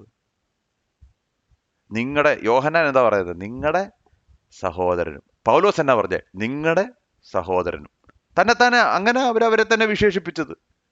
ഇന്ന് ആ തലക്കെട്ടിന് യാതൊരു പ്രസക്തിയില്ല. ഇപ്പൊ വലിയ കാരണം തലക്കെട്ടുകൾ ഇങ്ങനെ നമ്മൾ ബിൽഡപ്പ് ആയിക്കൊണ്ടിരിക്കുമ്പോഴത്തേക്ക് എന്ത് പറ്റും? ആളുകളുടെ മേൽ നമുക്ക് കൂടുതൽ സ്വാധീനം ചെലുത്താൻ പറ്റും. അതിനായി കൺട്രോളിന് വേണ്ടിയാണ് ഈ പരിപാടി മുഴുവൻ. അതുകൊണ്ട് വളരെ കെയർഫുൾ ആയിരിക്കണം. സഭ കെയർഫുൾ ആയിരിക്കണം. മാന്യത കൊടുക്കേണ്ടിടത്ത് മാന്യത കൊടുക്കണം. അർഹിക്കുന്നവർക്ക് നമ്മൾ റെസ്പെക്റ്റ് കൊടുക്കണം. പക്ഷെങ്കിൽ ഇങ്ങനെയുള്ള ചില കാര്യങ്ങൾ യേശു കർത്താവിൻ്റെ വചനത്തിൽ നിന്ന് നമ്മൾ വളരെ സീരിയസ് ആയിട്ട് എടുക്കണം. അല്ലെങ്കിൽ ഇതെല്ലാം വിപത്തായി മാറും. ഞാൻ ഇന്നത്തെ യൗവനക്കാരിൽ ഒട്ടുമുക്കാൽ ആളുകളുടെ അവരുടെ ജീവിതത്തിൽ അവരെങ്ങും എത്താതിരുന്നതിൻ്റെ ഒരു കാരണം, എത്രയോ വർഷങ്ങൾക്ക് മുമ്പ് അവരുടെ ആത്മീയ പിതാവ് ഇത് പറഞ്ഞു അത് പറഞ്ഞു, അവരുടെ കുടുംബ ജീവിതത്തിലേക്ക് അവർ പ്രശ്നിക്കുമ്പോൾ അത് പറഞ്ഞു ഇത് പറഞ്ഞു, ഇങ്ങനെ പറഞ്ഞ് ഇവരെ എല്ലാം എന്താ പറഞ്ഞു, ക്ഷുദ്രം ചെയ്ത് മയക്കിരിക്കുക. പൗലോസിന്റെ ഭാഷയിൽ വളരെ സൂക്ഷിക്കണം. പിന്നെ ഓർത്തോണം, മാൻ വിൽ ഫെയിൽ യു. ഇനി ആരാണെന്ന് പറഞ്ഞാലും ഈ മനുഷ്യന്റെ മേൽ കണ്ണ് നട്ടിട്ടുണ്ടെങ്കിൽ മനുഷ്യര് നിങ്ങളെ ഏതെങ്കിലും സമയത്ത് നിങ്ങളെ നിരാശപ്പെടുത്തും. എത്ര പവർഫുള്ളായിട്ട് കർത്താവ് ഉപയോഗിക്കുന്ന മനുഷ്യനാണെങ്കിലും ഈ ലോകത്തിലായിരിക്കുമ്പോൾ നിങ്ങളെ നിരാശപ്പെടുത്തും. അതുകൊണ്ടാണ് ക്രിസ്തുവിങ്കിലേക്ക് മാത്രം കണ്ണുകൾ. പിതാവെന്ന് പറയുമ്പോൾ ആ സ്ഥാനം കർത്താവിന് കൊടുത്തോണം. ഉപദേഷ്ട എന്ന് പറഞ്ഞാൽ വേറെ പിതാക്കന്മാരോ ആത്മീയ പിതാക്കന്മാരോ ഒന്നും ഇല്ലെന്നല്ല ഞാനീ പറയുന്നത്. പക്ഷെ ഓവർ സ്ഥാനം കൊടുക്കരുത്. അത് റിസ്ക് ആണ് എന്നുള്ള കാര്യം മനസ്സിലാക്കണം. യേശു കർത്താവ് പറയോ, നിങ്ങൾക്ക് അങ്ങനെ ഒരു വലിയ ലീഡർഷിപ്പിലേക്ക് വരണോ? ഒന്നും ചെയ്യണ്ട. ആ കൂടെ നിങ്ങൾ ചെയ്യേണ്ടത് മറ്റുള്ളവരെ നിങ്ങൾ സേവിക്കണം. ഇത് കാണാറുണ്ടോ? ഇത് കാണാൻ വലിയ പ്രയാസമാണ്. ഞാൻ ചിന്തിക്കുന്നത് ഒരു ചേഞ്ചിന് വേണ്ടി ഇനിയും നമ്മളെ ആ ഫ്ലൈറ്റിൽ നിന്ന് ഇറങ്ങി വരുമ്പം നമ്മുടെ പെട്ടി അവരെടുക്കാതെ അവരുടെ പെട്ടി നമ്മളൊന്നും എടുത്താലോ? നല്ല ചേഞ്ച് അല്ലേ? ഒരു ജസ്റ്റ് ഫോർ എ ചേഞ്ച്. ഇപ്പം നമ്മുടെ പെട്ടി ആരും എടുക്കുന്നതിന് സഹായിക്കുന്നതിനൊന്നും ബുദ്ധിമുട്ടില്ല. ഇപ്പം എൻ്റെ നടു പ്രശ്നമാകുമ്പോൾ ഞാൻ എവിടെ ചെന്നാലും ആളുകൾ എൻ്റെ പെട്ടി ബുക്ക് ആരും തെറ്റാണെന്നൊന്നും അല്ല ഞാനീ പറയുന്നത്. ഒരു ചേഞ്ചിന് നമുക്ക് അവരുടെ പെട്ടി അങ്ങ് ബുക്ക് ചെയ്യാമല്ലോ, അല്ല? അതെന്നാ നമ്മൾ ഇറങ്ങുമ്പോൾ മാത്രം ആളുകൾ നമ്മളെ പെട്ടി പുറക്കണം, നമ്മുടെ കൂടെ വരണം, നമ്മളെ വണ്ടിയെ കയറ്റണം, അവിടെ പോകണം ഇവിടെ പോകണം. ഇതെല്ലാം ഈ കള്ള മത നേതാക്കന്മാരുടെ ലക്ഷണങ്ങളാണ്. ഇത് കയറി വരുന്നുണ്ടെങ്കിൽ നമ്മൾ സൂക്ഷിക്കണം എന്നുള്ളത് എന്ന് ഓർമ്മിപ്പിക്കുക. 4, 13 കപടഭക്തിക്കാരായ ശാസ്ത്രിമാരും പരീക്ഷന്മാരുമായുള്ളവരെ, നിങ്ങൾക്ക് കഷ്ടം, നിങ്ങൾ മനുഷ്യർക്ക് സ്വർഗരാജ്യം അടച്ചു കളയുന്നു, നിങ്ങൾ കടക്കുന്നതും ഇല്ല, കടക്കുന്നവരെ കടപ്പാൻ സമ്മതിക്കത്തുമില്ല. 4ാമത്തെ വിഷയം എന്താ? ഇവർ കടക്കത്തുമില്ല, കടക്കുന്നവനെ കടക്കാൻ സമ്മതിക്കത്തുമില്ല. അതിന്റെ കാരണം എന്നാ? അവർക്ക് വിഷയം ആചാരങ്ങളാണ്, അവരെ സംബന്ധിച്ചുള്ള അനുഷ്ഠാനങ്ങളാണ്. ദൈവ രാജ്യത്തിലേക്ക് കടക്കണം എന്നുള്ളത് അവർക്ക് വിഷയമല്ല. ശ്രദ്ധിച്ച് നോക്കിയാൽ മതി. എല്ലാ പരിപാടികളും ഉണ്ട്. പക്ഷെങ്കിൽ ദൈവരാജ്യത്തിലേക്ക് കടക്കുന്ന എന്തെങ്കിലും സിസ്റ്റമോ എന്തെങ്കിലും പരിപാടിയോ ഉണ്ടെങ്കിൽ അത് മുടക്കിയിരിക്കും. ബാക്കി എല്ലാ പരിപാടിക്കും ഫണ്ടുണ്ട്, കയ്യടിയുണ്ട്, അപ്രൂവലുണ്ട്, അനുവാദമുണ്ട്. ദൈവരാജ്യത്തിലേക്ക് കടക്കുന്ന സുവിശേഷ വിഹിതമായ പരിപാടി വെച്ചോ അപ്പം കട്ടി. ബാക്കി എല്ലാ കലാപരിപാടിയും ഉണ്ട്. അകത്തേക്ക് കടക്കുമോ? ഇല്ല. കടക്കാൻ അനുവദിക്കുമോ? ഇല്ല. അപ്പോൾ ഓർത്തോണം പ്രിയമുള്ളവരെ, when you put human traditions above the word of God. മാനുഷികമായ ആചാരങ്ങൾ ദൈവത്തിന്റെ വചനത്തിന് മുകളിൽ സ്ഥാനം കൊടുക്കുന്നുവെങ്കിൽ ഓർത്തോണം, ഡേഞ്ചർ സോണിലാണ് നമ്മൾ യാത്ര ചെയ്യുന്നത്. 5, കപടഭക്തിക്കാരെ ശാസ്ത്രിമാരും പരീശന്മാരും അവരുള്ള നിങ്ങൾക്ക് ആ കഷ്ടം, നിങ്ങൾ ഒരുത്തനെ മതത്തിൽ ചേർക്കുവാൻ കടലും കരയും ചുറ്റി നടക്കുന്നു, ചേർന്ന ശേഷം അവനെ നിങ്ങളെക്കാൾ ഇരട്ടിച്ച നരകയോഗ്യൻ ആക്കുന്നു. അയ്യോ, ഇത് തെറ്റിപ്പോയി. ഇതാ അപ്പൊ ഇവിടെ പറയുന്നത് എന്നാന്നറിയോ? നിങ്ങൾ കടലും കരയും പോയി അങ്ങ് കടന്ന് വലിയ വലിയ പരിപാടി ചെയ്യുക. എന്തുവാ നിങ്ങൾ ചെയ്യുന്നത്? നിങ്ങൾ ആക്ച്വലി ചെയ്യുന്നത് നിങ്ങളുടെ കസ്റ്റംസിൽ, മാൻമെയ്ഡ് റിലിജനിലേക്ക് നിങ്ങൾ ആളുകളെ ചേർക്കുന്നുണ്ട്. ക്രിസ്തുവിങ്കിലേക്ക് ചേർക്കുന്നുണ്ടോ? നിങ്ങൾ ആ കാലത്ത് പ്രത്യേകിച്ച് യഹൂദന്മാർ ഭയങ്കര പ്രോസലിറ്റൈസേഷൻ ചെയ്തുകൊണ്ടിരുന്ന, അവർ ഒരുപാട് കഷ്ടപ്പെട്ട് അവിടെ പോയി ഇവിടെ പോയി ഇവാഞ്ചലിസം. എന്ത് ഇവാഞ്ചലിസമാ? അവരുടെ മതപരമായ വഴികളിലേക്ക് ആളുകളെ കൊണ്ടുവരാൻ ഭയങ്കര തീക്ഷണത. പക്ഷെ യഥാർത്ഥ മാനസാന്തരത്തിലേക്ക് ആളുകൾ വരുന്നുണ്ടോ? ഇല്ല. ഇന്നും പലരും അങ്ങനെ അവരുടെ മാൻമെയ്ഡ് റിലിജനിലേക്ക് കൊണ്ടുവരുവാൻ വേണ്ടി എന്തുമാത്രം ബന്ധപ്പെടുന്നുണ്ടെന്നറിയോ? പക്ഷെ ക്രിസ്തുവിങ്കിലേക്ക് കൊണ്ടുവരുന്നുണ്ടോ? They convert people to a cause. They don't convert people to Christ. അതിന്റെ കാരണം എന്നാ? ക്രിസ്തുവിലേക്ക് കൺവേർട്ടഡ് ആയാൽ നമുക്ക് കൺട്രോൾ നഷ്ടപ്പെട്ടു. നമ്മുടെ പരിപാടിയിലേക്ക് കൺവേർട്ട് ആയാൽ നമുക്ക് കൺട്രോൾ ഉണ്ട്. അതുകൊണ്ട് എല്ലാവർക്കും എന്ത് വേണം? ആളുകളെ എങ്ങനെയെങ്കിലും കൺട്രോൾ ചെയ്യാൻ വേണ്ടി അവരുടെ കോസിലേക്ക് കൺവേർട്ട് ചെയ്യണം. ക്രിസ്തുവിങ്കിലേക്ക് കൺവേർട്ട് ചെയ്യാൻ തയ്യാറല്ല. അപ്പൊ എന്താ കർത്താവ് പറയുന്നറിയോ? അവർ ചേർന്ന ശേഷം നിങ്ങളെക്കാൾ ഇരട്ടിച്ച നരകയോഗ്യൻ. എന്തൊക്കെയോ പറഞ്ഞ് നിങ്ങളുടെ കൂട്ടത്തിലാക്കി, പക്ഷെ അവന്റെ അവസാനം നിങ്ങളെക്കാൾ നരകയോഗ്യമാണെന്ന്. അതുകൊണ്ടാണ് not all ministry is God glorifying. എല്ലാ ശുശ്രൂഷകളൊന്നും ക്രിസ്തുവിന് സമ്മതമുള്ള ശുശ്രൂഷകളല്ല. എല്ലാ ഇവാഞ്ചലിസവും ക്രിസ്തുവിന് സന്തോഷം വരുത്തുന്ന ഇവാഞ്ചലിസം അല്ല. ചിലപ്പോൾ നോർത്ത് ഇന്ത്യയിലൊക്കെ ചെന്നിട്ട് നമ്മൾ ഭയങ്കര പരിപാടികളൊക്കെ ചെയ്യും. What are we converting people into? അത് ശ്രദ്ധിക്കേണ്ട വിഷയമാണ്. ക്രിസ്തുവിങ്കിലേക്ക് നമ്മൾ അവരെ ബന്ധിപ്പിക്കുന്നുണ്ടോ? വളരെ സൂക്ഷിച്ച് ചിന്തിക്കേണ്ട വിഷയമാണ്. പിന്നെ ഇവിടെ അതിൻ്റെ ഇടയ്ക്ക് പറയുന്നൊരു കാര്യമുണ്ട്. നിങ്ങൾക്ക് കുറേ പരിപാടികളുണ്ട്. എന്തുവാ പറയാൻ പരിപാടികൾ? 16 തൊട്ട് 22 വരെ നിങ്ങളുടെ കോസിലേക്ക്, നിങ്ങളുടെ പരിപാടിയിലേക്ക്, നിങ്ങളുടെ സിസ്റ്റത്തിലേക്ക് നിങ്ങൾ അവരെ കൊണ്ടുവന്നു. എന്നിട്ട് നിങ്ങൾ എന്താ ചെയ്യുന്നത്? 16 മുതൽ 22 വരെ പറയുന്നു, ആരെങ്കിലും മന്ദിരത്തെ ചൊല്ലി സത്യം ചെയ്താൽ ഏതുമില്ല എന്നും മന്ദിരത്തിലെ സ്വർണത്തെ ചൊല്ലി സത്യം ചെയ്യുന്നവനോ കടക്കാരൻ എന്നും പറയുന്ന കുരുടന്മാരായ വഴികാട്ടികളെ, നിങ്ങൾക്ക് ഹാ കഷ്ടം. മൂഢന്മാരും കുരുടന്മാരുമായുള്ളവരെ ഏത് വലിയത്? സ്വർണമോ, സ്വർണത്തെ ശുദ്ധീകരിക്കുന്ന മന്ദിരമോ, യാഗപീഠത്തെ ചൊല്ലി സത്യം ചെയ്താൽ ഏതുമില്ല, അതിന്മേലുള്ള വഴിപാട് ചൊല്ലി സത്യം ചെയ്യുന്നവനോ കടക്കാരൻ എന്ന് നിങ്ങൾ പറയുന്നു. കുരുടന്മാരായുള്ളവരെ ഏത് വലുത്? വഴിപാടോ, വഴിപാടിനെ ശുദ്ധീകരിക്കുന്ന യാഗപീഠമോ? ആകയാൽ യാഗപീഠത്തെ ചൊല്ലി സത്യം ചെയ്യുന്നവൻ അതിനെയും അതിന്മേലുള്ള സകലത്തെയും ചൊല്ലി സത്യം ചെയ്യുന്നു. മന്ദിരത്തെ ചൊല്ലി സത്യം ചെയ്യുന്നവൻ അതിനെയും അതിൽ വസിക്കുന്നവനെയും ചൊല്ലി സത്യം ചെയ്യുന്നു. സ്വർഗത്തെ ചൊല്ലി സത്യം ചെയ്യുന്നവൻ ദൈവത്തിന്റെ സിംഹാസനത്തെയും അതിലിരിക്കുന്നവനെയും ചൊല്ലി സത്യം ചെയ്യുന്നു. അപ്പോൾ ഇവിടെ എന്താ സംഭവിച്ചത്? അവര് പറഞ്ഞു, വേദപുസ്തകത്തിൽ പറഞ്ഞു, ദൈവനാമത്തിൽ നിങ്ങൾ സത്യം ചെയ്യരുത്. കാരണം എന്നാ? ദൈവത്തിന്റെ നാമം വൃഥാവെടുക്കരുത്. അപ്പോൾ ഒരു കാര്യം ചെയ്യും, നമുക്ക് ആലയത്തെ ചൊല്ലി സത്യം ചെയ്യാം. അപ്പൊ എന്താ സംഭവിച്ചത്? ദൈവം പറയാത്ത കാര്യങ്ങളെ അവരുടെ ഒരു സിസ്റ്റത്തിലേക്ക് വളച്ചൊടിച്ചെടുത്തു. ഇന്ന് സംഭവിക്കുന്ന കാര്യമാണ്. ദൈവവചനം പറയുന്നു ഇത് ചെയ്യരുത്. അപ്പൊ പിന്നെ എന്ത് ചെയ്യും? നമുക്ക് നമ്മുടെ സിസ്റ്റത്തിലേക്ക് കൊണ്ടുവരാൻ നമ്മൾ വേറൊരു സിസ്റ്റം ഇങ്ങനെ വളച്ചൊടിച്ച് ചെയ്യും. ഇന്നത്തെ കാലത്തും സംഭവിക്കുന്ന ഒരു കാര്യമാണ് പ്രിയമുള്ളവരെ. നമ്മുടെ ഒരു സിസ്റ്റം, വചനവുമായിട്ട് യാതൊരു ബന്ധവുമില്ല, പക്ഷെ നമ്മുടെ ഒരു സിസ്റ്റം ഇതിനകത്ത് അങ്ങ് ഉണ്ടാക്കും. ഇങ്ങനെയാണ് ആചാരങ്ങളും അനാചാരങ്ങളും സഭയ്ക്കകത്തേക്ക് കടന്ന് വരുന്നത്. അപ്പോൾ യേശു കർത്താവ് പറയാ, നിങ്ങൾ ഒരു കാര്യം മറക്കരുത്, വഴിപീഠം ഏത് വലുത്? വഴിപാടോ, വഴിപാടിനെ ശുദ്ധീകരിക്കുന്ന യാഗപീഠമോ? ആകയാൽ യാഗപീഠത്തെ ചൊല്ലി സത്യം ചെയ്യുന്നവൻ അതിനെയും അതിൻ്റെ മേലുള്ള സകലത്തെയും ചൊല്ലി സത്യം ചെയ്യുന്നു. അതുകൊണ്ടാണ് യേശു കർത്താവ് വീണ്ടും പറയുന്നത്, നിങ്ങളുടെ ഉവ്വൊന്നും ഇല്ല എന്നും, നിങ്ങൾ അതിനെ ചൊല്ലി സത്യം, ഇതിനെ ചൊല്ലി സത്യം എന്നൊന്നും നിങ്ങൾ ചെയ്യരുത്. ഈ ചിലർ പറയത്തില്ലേ, അവിടെ കാണുന്ന ആ, ആ, ഇങ്ങനെ പള്ളിയെ ചൊല്ലി ഞാൻ സത്യം ചെയ്യുന്നു, അല്ല പറയും ആ ക്രൂശിനെ ചൊല്ലി ഞാൻ സത്യം ചെയ്യുന്നു.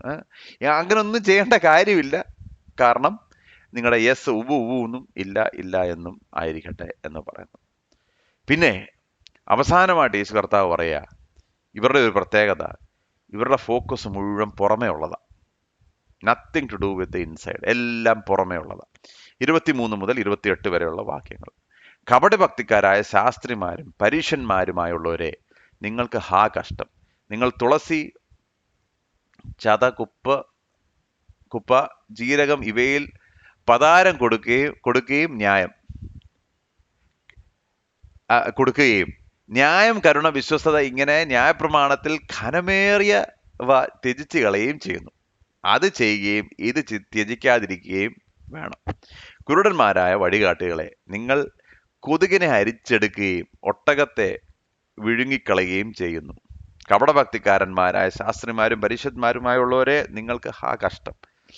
നിങ്ങൾ കിണ്ടികിണ്ണങ്ങളുടെ പുറം വെടിപ്പാക്കുന്നു, അകത്തോ കവർച്ചയും അതിക്രമവും നിറഞ്ഞിരിക്കുന്നു. കുരുടനായ പരീശനെ, കിണ്ടികിണ്ണങ്ങളുടെ പുറം വെടിപ്പാക്കേണ്ടതിന് മുമ്പ് അവയുടെ അകം വെടിപ്പാക്കുക. കപടഭക്തിക്കാരന്മാരായ ശാസ്ത്രിമാരും പരീശന്മാരുമായുള്ളവരെ, നിങ്ങൾക്ക് ഹാ കഷ്ടം. വെള്ള തേച്ച ശവകല്ലറയോട് നിങ്ങൾക്ക് ഒത്തിരിക്കുന്നു. അവ പുറമേ അഴകായി ശോഭിക്കുന്നെങ്കിലും അകമേ ചത്തവരുടെ അസ്ഥികളും സകലവിധ അശുദ്ധിയും നിറഞ്ഞിരിക്കുന്നു. അങ്ങനെ തന്നെ പുറമേ നിങ്ങൾ നീതിമാന്മാർ എന്ന് മനുഷ്യർക്ക് തോന്നുന്നു, അകമയോ കപടഭക്തിയും അധർമ്മവും നിറഞ്ഞവർ. അപ്പോൾ ഇങ്ങനെയുള്ള കൂട്ടരുടെ വേറൊരു പ്രത്യേകത, ഇങ്ങനെയുള്ള കൂട്ടർ എന്ന് പറയുമ്പോൾ നമ്മളെ തന്നെയും കൂടെ ഒന്ന് നോക്കണം കേട്ടോ. പുറമേ ഉള്ളതാണ് ഇമ്പോർട്ടൻറ്റ്, അകമേ ഉള്ളത് ഒരു വിഷയമല്ല. ആളുകൾ നോക്കുമ്പോൾ എങ്ങനെ, ഇവർ പറയുന്നത് ഇവർ ദശാംശം കൊടുക്കും. എന്തിനു? തുളസി തൊട്ട് ജീരകം വരെ ഉള്ളതിന് അവർ ആ ചെറിയ സാധനത്തിന് പോലും മാറ്റിവെക്കും, ദൈവത്തിന് വേണ്ടി മാറ്റിവെക്കും. നല്ല കാര്യം തന്നെ. പിന്നെ കർത്താവ് പറയുക, ഈ ചെറിയ കാര്യത്തിൽ നിങ്ങൾ ഭയങ്കര വിശ്വസ്തത കാണിച്ചേച്ച് ഘനമേറിയ കാര്യങ്ങൾ വിട്ടുകളഞ്ഞു, അല്ലേ? ജീരകത്തിന്റെ ആ ചെറിയ ഒരു ഇച്ചിര അതിൻ്റെ പോലും മാറ്റിവെക്കും കർത്താവിന് വേണ്ടി. പിന്നെ എന്താ സംഭവിച്ചത്? ഘനമേറിയ കാര്യങ്ങൾ വിട്ടുകളഞ്ഞു. ഇന്ന് ഒരുപാട് റിലീജിയസ് സിസ്റ്റത്തിന്റെ പ്രത്യേകത, ഇങ്ങനെ നിൽക്കരുത്, ഇങ്ങനെ ഉടുക്കരുത്, ഇതിടരുത്, അത് കളയണം, ഒക്കെ ഭയങ്കര പരിപാടികളാണ്. ഘനമേറിയ കാര്യങ്ങൾ, ദൈവത്തിന്റെ വചനം, ദൈവജനത്തോടുള്ള സ്നേഹം, കർത്താവിന്റെ വേലയിൽ ഏർപ്പെടുക, നീതി, ന്യായം, ഇങ്ങനത്തെ യാതൊരു പരിപാടിയും ഇല്ല. പക്ഷെ ചെറിയ കാര്യങ്ങൾ. അതുകൊണ്ടാണ് മീഖാ പ്രവചനത്തിൽ പറയുന്നത്, എന്താകുന്നു മനുഷ്യ, യഹോവ നിന്നെ കുറിച്ച് ആഗ്രഹിക്കുന്നത്? എന്തുവാ ആഗ്രഹിക്കുന്നത്? All he wants is to do justice, to love mercy and walk humbly before your God, അല്ലേ? അത് മാത്രമേ ദൈവം ആഗ്രഹിക്കുന്നുള്ളൂ. നിങ്ങൾ ഇങ്ങനെ 100,000 കാര്യങ്ങൾ ഇങ്ങനെ ഈ ചെറിയ കാര്യത്തിൽ പോലും തലയിട്ട് അതിനകത്ത് പോലും വിഷയങ്ങൾ ഉണ്ടാക്കി അതിൻ്റെ മണ്ടയ്ക്ക് ചർച്ച ചെയ്ത് ഇരിക്കുമ്പോൾ എവിടെ നീതി, എവിടെ ന്യായം, എവിടെ ദൈവസ്നേഹം? പലപ്പോഴും പറ്റിപ്പോകുന്നൊരു കാര്യമാണ് പ്രിയമുള്ളവരെ. ബാഹ്യമായ പ്രകടനങ്ങളുടെ അകത്ത് നമ്മൾ എന്തുമാത്രം പ്രയാസം ഉണ്ടാക്കുന്നു, അല്ലേ? ചർച്ചാ വിഷയങ്ങളൊന്നും നോക്കി. അതാ ഞാൻ പറഞ്ഞ, യൂട്യൂബിലൊന്ന് ചർച്ചാ വിഷയങ്ങൾ നോക്കി. ഇന്ന് ദൈവസഭയ്ക്ക് അകത്തുള്ള നേതാക്കന്മാർ തമ്മിലുള്ള ചർച്ചാ വിഷയങ്ങൾ നിങ്ങൾ നോക്കിയിട്ടുണ്ടോ? ജാതികളുടെ ഇടയിൽ നിന്നുള്ളവർ ഈ യൂട്യൂബൊക്കെ ഒന്ന് കണ്ടാൽ അവരോർക്കും ഇവർക്ക് തന്നെ തലയ്ക്ക് ഓളം വല്ലതും ഉണ്ടെന്നല്ലേ അവർ ചിന്തിക്കത്തുള്ളൂ. നീതി ന്യായം എവിടെ? ഭാരത സുവിശേഷീകരണം എവിടെ? വേറെ സോളം അതൊന്നുമില്ല. പിന്നെന്തുവാ? ഇങ്ങനെയുള്ള ചെറിയ വിഷയങ്ങളുടെ മേൽ ഒരു പോഡ്കാസ്റ്റ്, പിന്നെ ആ പോഡ്കാസ്റ്റിനുള്ള മറുപടി വേറൊരു സാധനം, പിന്നെ അതിനുള്ള മറുപടി വേറൊരു പോഡ്കാസ്റ്റ്. എന്തുവാ? ദൈവജനം ഉണരണം, ദൈവവചനത്തിലേക്ക് മടങ്ങി വരണം, സുവിശേഷ വേല ആളുകൾ ചെയ്യണം, കർത്താവിന് വേണ്ടി ആളുകൾ പോകണം, വിശുദ്ധ ജീവിതത്തിലേക്ക് ആളുകൾ നയിക്കപ്പെടണം. അഡിക്ഷനിൽ കിടക്കുന്ന അടുത്ത തലമുറ പലവിധമായ അവരെ നമുക്ക് താങ്ങണം, അതിൽ നിന്ന് പൊങ്ങി വരാൻ അവരെ സഹായിക്കണം. ഇങ്ങനത്തെ വിഷയങ്ങളൊന്നും അതിനകത്തൊന്നും നമുക്ക് യാതൊരു വിഷയമില്ല. നമ്മുടെ കമ്മിറ്റികളിൽ ഒന്ന് കയറി നോക്കി, ചർച്ചാ വിഷയങ്ങൾ ശ്രദ്ധിച്ചിട്ടുണ്ടോ? തലേ കൈവച്ച് പോകുന്ന, നാണം കെട്ടുപോകുന്ന അവസ്ഥകൾ. കാരണം എന്നാ? ഇങ്ങനെയുള്ള ചെറിയ. അതുകൊണ്ട് കർത്താവ് പറയുക, നിങ്ങൾ കൊതുകിനെ അരിക്കുക. നിങ്ങൾ എന്താ ചെയ്യുന്നത്? നിങ്ങൾ കൊതുകിനെ അരിച്ചെടുക്കുകയും ഒട്ടകത്തെ വിഴുങ്ങിക്കളയുന്നവരും. That is your situation. അതുകൊണ്ട് ഇങ്ങനെയുള്ള അവസ്ഥകൾ വരുമ്പോൾ പ്രിയമുള്ളവരെ, നമ്മൾ ഒരുപാട് സൂക്ഷിക്കണം. നമ്മുടെ ജീവിതത്തിൽ ഇതെല്ലാം കടന്നു വരാം. അത് മറ്റുള്ളവരെ മാത്രം ചൂണ്ടുക എന്നുള്ളതല്ല. എൻ്റെയും ജീവിതത്തിൽ ഈ majoring on the minor things എന്ന് കേട്ടിട്ടുണ്ടോ? Majoring on the minors and we minor on the majors. ഇന്നത്തെ ഏറ്റവും വലിയ വിഷയമാണ്. ഏറ്റവും വലിയ ചർച്ചാ വിഷയം എന്ന് പറയുന്നത് വിഷയമേ ആകാൻ പാടില്ലാത്ത വിഷയങ്ങളാണ്. അതായിരിക്കും ഏറ്റവും വലിയ ചർച്ചാ വിഷയം. എന്നാൽ നാം ചർച്ച ചെയ്യേണ്ട വിഷയങ്ങളോ ആർക്കും അതിനെക്കുറിച്ച് സംസാരിക്കണ്ട. കാരണം അതിന് ന്യൂസ് വാല്യൂ ഇല്ല, അല്ലേ? അതിന് ന്യൂസ് വാല്യൂ ഇല്ല. ഇപ്പം ഞാൻ ഒരു പോഡ്കാസ്റ്റ് തുടങ്ങിയാൽ ഈ പോഡ്കാസ്റ്റ് വൈറലാകണമെങ്കിൽ ഏത് ടോപ്പിക് എടുക്കണമെന്ന് എനിക്കറിയാം. പക്ഷെ ആ ടോപ്പിക് എടുത്ത് നമ്മൾ 100,000 ഡിസ്കസ് ചെയ്ത് 1000കണക്കിന് വ്യൂസ് ഉണ്ടാവും. ആ വ്യൂസ് ഉണ്ടായിട്ട് ദൈവസഭയ്ക്ക് എന്തെങ്കിലും പ്രയോജനമുണ്ടോ? Is there any use for the kingdom of God? അതുകൂടെ ചിന്തിക്കണം. കാരണം കാണാൻ ഇങ്ങനത്തെ എന്തെങ്കിലും കോൺട്രവേഴ്ഷ്യൽ കാര്യങ്ങളുണ്ടെങ്കിൽ കാണാൻ ഭയങ്കര ഇഷ്ടം ആളുകൾക്ക്. പക്ഷെ ആ വ്യൂസിൽ ദൈവരാജ്യത്തിന് എന്തെങ്കിലും പ്രയോജനമുണ്ടോ? അതുകൊണ്ടാണ് യേശു കർത്താവ് പറഞ്ഞത്, നിങ്ങൾ കൊതുകിനെ അരിച്ചെടുക്കുകയും ഒട്ടകത്തെ വിഴുങ്ങുന്നവരും ആണ് എന്നുള്ളത്. അതുകൊണ്ട് കിണ്ടികിണ്ണങ്ങളുടെ പുറമേ വെടിപ്പാക്കുന്നത്, അത് വെടിപ്പാക്കരുതെന്ന് യേശു കർത്താവ് ഒരിക്കൽ പറഞ്ഞിട്ടില്ല. പക്ഷെ അകമയുള്ള ശുദ്ധി കാത്തു സൂക്ഷിക്കാതെ കിണ്ടികിണ്ണങ്ങളുടെ പുറം വെടിപ്പാക്കിയിട്ട് യാതൊരു കാര്യമില്ല. എന്നിട്ട് ഈ വെള്ള തേച്ച ശവക്കല്ലറുകൾ എന്നൊക്കെ വിളിക്കുമ്പോൾ എന്തോ അതിൻ്റെ അർത്ഥം? ഈ പെസഹ സമയമാകുമ്പോൾ യഹൂദന്മാർ അവിടെ ഉള്ള കല്ലറുകളെല്ലാം അവർ വൈറ്റ് വാഷ് ചെയ്യും. എന്തിനു വേണ്ടിയാ? ആ പെസഹയുടെ സമയത്ത് ഇതിലൊന്നും തൊട്ട് അശുദ്ധമാകരുത്, അതിനുവേണ്ടി അവിടെ ഫുൾ വൈറ്റ് വാഷ് അടിക്കും. അപ്പോൾ കർത്താവ് പറയുന്നത് എന്താ? നിങ്ങൾ ഇത് തന്നെയാണ്, നിങ്ങളുടെ ജീവിതവും ഇതൊക്കെ തന്നെയാണ്. നിങ്ങൾ പുറത്ത് ഭയങ്കര വൈറ്റ് വാഷ്, അകത്ത് അധർമ്മവും നിറഞ്ഞിരിക്കുന്നവർ ആകുന്നു. നമ്മുടെ ജീവിതത്തിലേക്ക് നമുക്കൊന്ന് നോക്കാൻ പ്രിയമുള്ളവരെ. നമ്മളിങ്ങനെ കിണ്ടികിണ്ണങ്ങളുടെ പുറം വിടപ്പാക്കുന്നവരാണോ? നമ്മുടെ അകം എങ്ങനെയുണ്ട് എന്നുള്ളത് നമുക്ക് ചിന്തിക്കാം. ആട്ടെ, ആ 7 കാര്യങ്ങൾ പറഞ്ഞതിന് ശേഷം യേശു കർത്താവ് വേറെ ചില വിഷയങ്ങൾ പെട്ടെന്ന് പറഞ്ഞ് ഞാൻ അതുകൂടെ പറഞ്ഞങ്ങ് നിർത്താം. മത്തായിയുടെ സുവിശേഷം 23-ാമത്തെ അധ്യായത്തിന്റെ 29 മുതൽ 35 വരെയുള്ള വാക്യങ്ങളിൽ, കപടഭക്തിക്കാരായ ശാസ്ത്രിമാരും പരീശന്മാരുമായുള്ളവരെ, നിങ്ങൾക്ക് കഷ്ടം! നിങ്ങൾ പ്രവാചകന്മാരുടെ കല്ലറകളെ പണിതും നീതിമാന്മാരുടെ കല്ലറകളെ അലങ്കരിച്ചും കൊണ്ട് ഞങ്ങൾ പിതാക്കന്മാരുടെ കാലത്ത് ഉണ്ടായിരുന്നു എങ്കിൽ പ്രവാചകന്മാരെ കൊല്ലുന്നതിൽ കൂട്ടാളികൾ ആകെയില്ലായിരുന്നു എന്ന് പറയുന്നു. അങ്ങനെ നിങ്ങൾ പ്രവാചകന്മാരെ കൊന്നവരുടെ മക്കൾ എന്ന് നിങ്ങൾ തന്നെ സാക്ഷ്യം പറയുന്നുവല്ലോ. പിതാക്കന്മാരുടെ അളവ് നിങ്ങൾ പൂരിച്ചുകൊള്ളുവീൻ. പാമ്പുകളെ, സർപ്പസന്തതികളെ നിങ്ങൾ നരകവിധി എങ്ങനെ ഒഴിഞ്ഞുപോകും? അതുകൊണ്ട് ഞാൻ പ്രവാചകന്മാരെയും ജ്ഞാനികളെയും ശാസ്ത്രിമാരെയും നിങ്ങളുടെ അടുക്കൽ അയക്കുന്നു. അവരിൽ ചിലരെ നിങ്ങൾ ക്രൂശിച്ച് കൊല്ലുകയും ചിലരെ നിങ്ങളുടെ പള്ളികളിൽ ചമ്മട്ടി കൊണ്ട് അടിക്കുകയും പട്ടണത്തിൽ നിന്ന് പട്ടണത്തിലേക്ക് ഓടിക്കുകയും ചെയ്യും. നീതിമാനായ ഹാബേലിന്റെ രക്തം മുതൽ നിങ്ങൾ മന്ദിരത്തിനും യാഗപീഠത്തിനും നടുവിൽ വെച്ച് കൊന്നവനായി ബെരെഖ്യാവിന്റെ മകനായ സെഖര്യാവിന്റെ രക്തം വരെ ഭൂമിയിൽ ചൊരിഞ്ഞ നീതിയുള്ള രക്തം എല്ലാം നിങ്ങളുടെ മേൽ വരേണ്ടതാകുന്നു. അപ്പോൾ യേശു കർത്താവ് അവരോട് പറയാണ്, ഈ കള്ള ഉപദേഷ്ടാക്കന്മാരെ കുറിച്ച് പറയുക, നിങ്ങൾക്ക് ഈ കഴിഞ്ഞുപോയ മരിച്ചുപോയ പ്രവാചകന്മാരെ കുറിച്ച് നിങ്ങൾക്ക് ഭയങ്കര അഭിപ്രായമാണ്. നിങ്ങൾ എന്ത് ചെയ്യുന്നു? അവരുടെ കല്ലറകളെ നിങ്ങൾ അലങ്കരിക്കുന്നു, അവരെ നിങ്ങൾ പുകഴ്ത്തുന്നു, നിങ്ങളുടെ സ്പീച്ചിൽ നിങ്ങൾ അവരെക്കുറിച്ച് സംസാരിക്കുന്നു. അവരിങ്ങനായിരുന്നു, അവരങ്ങനായിരുന്നു, അവർ ഭയങ്കരമായിരുന്നു, അവരുടെ വഴിയിലൂടെ നമ്മൾ സഞ്ചരിക്കണമെന്നൊക്കെ നിങ്ങൾ പറയും. ഇന്ന് ജീവിച്ചിരിക്കുന്ന പ്രവാചകന്മാരെയോ നിങ്ങൾ കൊന്നുകളയുകയും ചെയ്യും, അല്ലേ? പഴയ കാലത്ത് ജീവിച്ചിരുന്നവരോ എത്രയോ നല്ലതായിരുന്നു, അങ്ങനായിരുന്നു, ഇങ്ങനായിരുന്നു. അന്ന് അവരെ നിങ്ങളുടെ പിതാക്കന്മാർ കൊന്നു. ഇന്ന് നിങ്ങൾ പറയുകയാണ് അവരായിരുന്നു ഏറ്റവും നല്ല ആളുകൾ. എന്നാൽ അതുപോലെ ഇന്ന് ജീവിക്കുന്ന പ്രവാചകന്മാരെ നിങ്ങൾ കൊന്നുകളയും. ഞാൻ പറഞ്ഞ മനസ്സിലായ? എന്നിട്ട് നിങ്ങൾ എന്താ പറയുന്നത്? ആ കാലത്ത് ഞങ്ങൾ ഉണ്ടായിരുന്നെങ്കിൽ ഞങ്ങൾ ഒരിക്കലും അത് സമ്മതിക്കത്തില്ലായിരുന്നു. ആയിക്കോട്ടെ, ഇനിയും വരുന്ന പ്രവാചകനെയും സാക്ഷാൽ മസിഹ വന്നിട്ട് നിങ്ങൾ മസിഹയെ കൊന്നുകളയാൻ പോവാ. യേശു കർത്താവ് പറയുക, മസിഹ പ്രവാചകനല്ല, ദൈവപുത്രൻ തന്നെ നിങ്ങളുടെ നടുവിലൂടെ നടക്കുക. ഈ ദൈവപുത്രനെയും നിങ്ങൾ ക്രൂശിച്ചു കളയും. എത്രയോ വലിയ വഞ്ചനയാ, അല്ലേ? സ്വയവഞ്ചന എന്ന് പറയുന്നത്. സ്വയവഞ്ചന. പണ്ട് നമ്മുടെ സഭയിൽ നിങ്ങൾക്ക് അറിഞ്ഞുകൂടാ, കർത്താവിൻ്റെ വചനത്തിന് വേണ്ടി നിന്നവർ എന്നൊക്കെ പറഞ്ഞ് അവരെക്കുറിച്ച് പറയും. അവരെയോ കൊന്നുകളഞ്ഞു. ഇന്നങ്ങനെ നിൽക്കുന്നവരെയോ, ഇന്നങ്ങനെ നിൽക്കുന്നവനെയും സൈഡാക്കി നിങ്ങൾ മാറ്റും. പിന്നെ പറയും, ഞങ്ങൾ ആ കാലത്തുണ്ടായിരുന്നെങ്കിൽ ഞങ്ങൾ ഒരിക്കലും അനുവദിക്കത്തില്ലായിരുന്നു. പക്ഷെ അത് തന്നെ ചരിത്രം ആവർത്തിച്ചുകൊണ്ടിരിക്കുക. ചരിത്രം ആവർത്തിച്ചുകൊണ്ട് ഇരിക്കുക. അതുകൊണ്ട് യേശു കർത്താവ് പറയാ, നിങ്ങൾ ഈ കഴിഞ്ഞ കാലത്തുണ്ടായിരുന്നെങ്കിൽ ഇങ്ങനെ ചെയ്തേനെ അങ്ങനെ ചെയ്തേനെ എന്നൊന്നും നിങ്ങൾ മിണ്ടരുത്. നിങ്ങൾ മിണ്ടാതിരിക്കുക. നിങ്ങൾ അതിനെക്കുറിച്ച് ഒരു വാക്ക് പോലും പറയണ്ട. ഇന്നുള്ള പ്രവാചകന്മാരെ നിങ്ങൾ മാനിക്കുന്നുണ്ടോ? ഇല്ല. ഇനി വരാൻ പോകുന്ന പ്രവാചകന്മാരെ നിങ്ങൾ മാനിക്കുമോ? ഇല്ല. നിങ്ങൾ അവരെ ചമ്മട്ടി കൊണ്ട് അടിക്കും. നിങ്ങൾ അവരെ നിങ്ങളുടെ പള്ളികളിൽ നിന്ന് പുറത്താക്കും. പിന്നെ നിങ്ങൾ പറയും, ഞങ്ങളുടെ പിതാക്കന്മാരുടെ കാലത്ത് ഇന്ന വലിയ പ്രവാചകന്മാരുണ്ടായിരുന്നു, അവർ സുവിശേഷത്തിന് വേണ്ടി നിന്നു, എന്നൊക്കെ നിങ്ങൾ പറയും. പക്ഷെ ഇന്ന് നിങ്ങളുടെ മുമ്പേ അതുപോലുള്ളവർ വന്ന് നിൽക്കുമ്പോൾ അവരെ നിങ്ങൾ പള്ളിയുടെ പുറത്താക്കും. അല്ലേ? അപ്പൊ യേശു കർത്താവ് പറയാ, ഇങ്ങനൊരു റിലീജിയസ് സിസ്റ്റം ഉണ്ട്. ഈ റിലീജിയസ് സിസ്റ്റത്തിന്റെ പ്രത്യേകത, ഇസബേലിന്റെ ആത്മാവ് പ്രവർത്തിക്കുന്നൊരു ആ സിസ്റ്റത്തിന്റെ പ്രത്യേകത എന്നാ?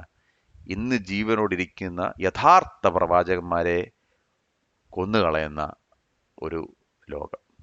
കള്ളപ്രവാചകന്മാരെ എൻകറേജ് ചെയ്യും, ബാക്കിയുള്ളതിനെല്ലാം നമ്മൾ സ്ഥലം ഇടം കൊടുക്കും.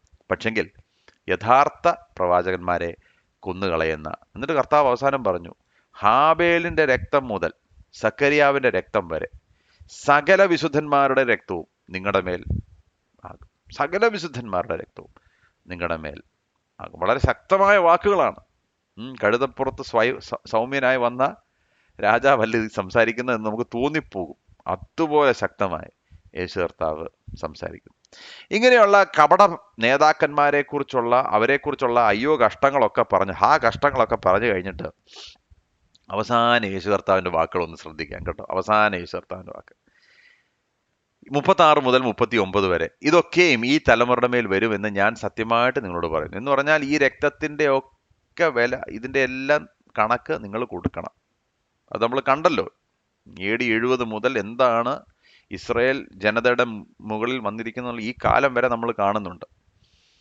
36 ഇതൊക്കെ ഈ തലമുറയുടെ മേൽ വരുമെന്ന് ഞാൻ സത്യമായിട്ട് നിങ്ങളോട് പറയുന്നു. എന്നിട്ട് യേശു കർത്താവിന്റെ ഉള്ളിൽ നിന്ന് അവന്റെ ആ സ്നേഹം, യേശു കർത്താവിന്റെ ആ ഒരു കമ്പാഷൻ ഒഴുകുന്ന കണ്ടോ? യെരുശലേമേ യെരുശലേമേ, പ്രവാചകന്മാരെ കൊല്ലുകയും നിന്റെ അടുക്കൽ അയച്ചിരിക്കുന്നവരെ കല്ലെറിയുകയും ചെയ്യുന്നവളെ, കോഴി തൻ്റെ കുഞ്ഞുങ്ങളെ ചിറകിൻ കീഴിൽ ചേർക്കും പോലെ നിന്റെ മക്കളെ ചേർത്ത് കൊള്ളുവാൻ എനിക്ക് എത്ര വട്ടം മനസ്സായിരുന്നു, നിങ്ങൾക്കോ മനസ്സായില്ല. നിങ്ങളുടെ ഭവനം ശൂന്യമായി തീരും. കർത്താവിന്റെ നാമത്തിൽ വരുന്നവൻ അനുഗ്രഹിക്കപ്പെട്ടവൻ എന്ന് നിങ്ങൾ പറയുവോളം നിങ്ങൾ ഇനി എന്നെ കാണുകയില്ല എന്ന് ഞാൻ നിങ്ങളോട് പറയുന്നു.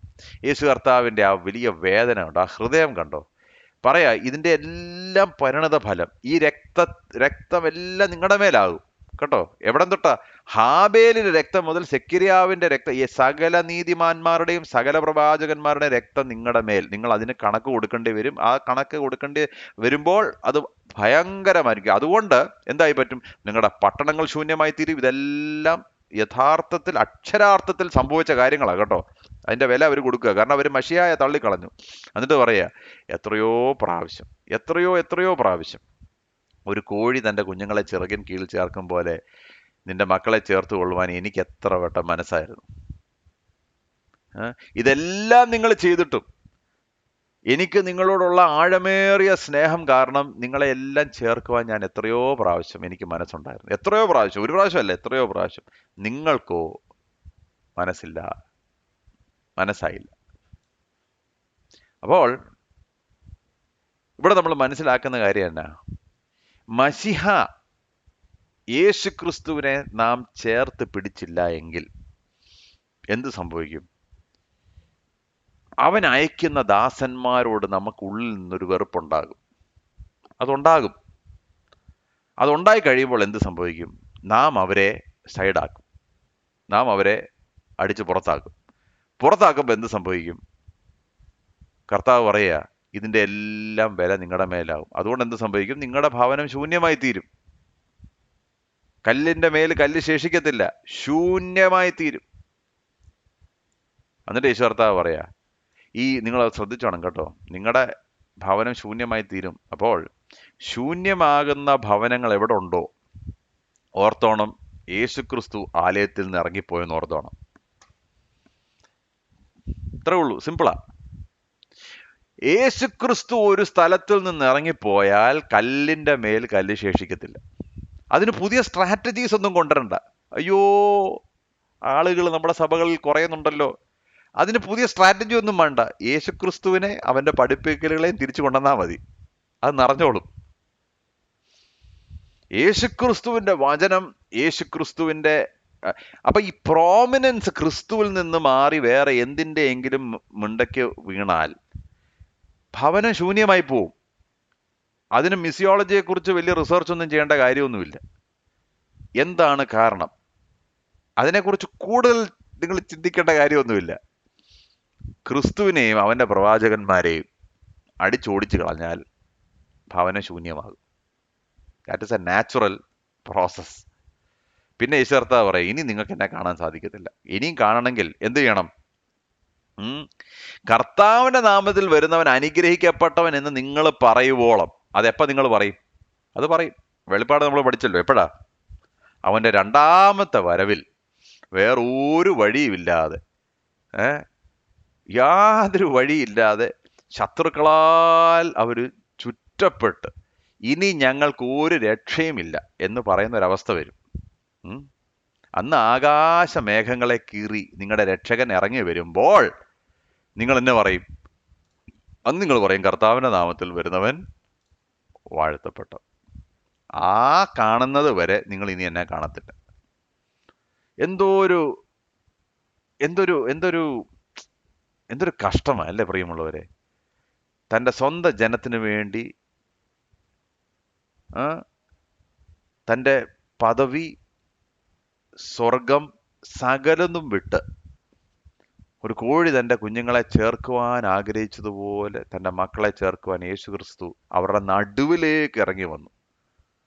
എന്നിട്ട് യെരുശലേമിനോട് പറയും, യെരുശലേമേ യെരുശലേമേ. ആ സങ്കടം ഒന്ന് ഓർത്ത് നോക്കി. He's weeping.